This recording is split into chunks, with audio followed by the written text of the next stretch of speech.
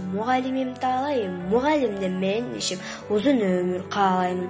Мугалимим күчүм күнүм, адилеттүү адамым, мугалимден менин ишим аткарылган талабым. Мугалимим турмушумсуң, ой максатым тилексиң, жол көрсөткөн жылдызымсың, токтобогон жүрөксүң.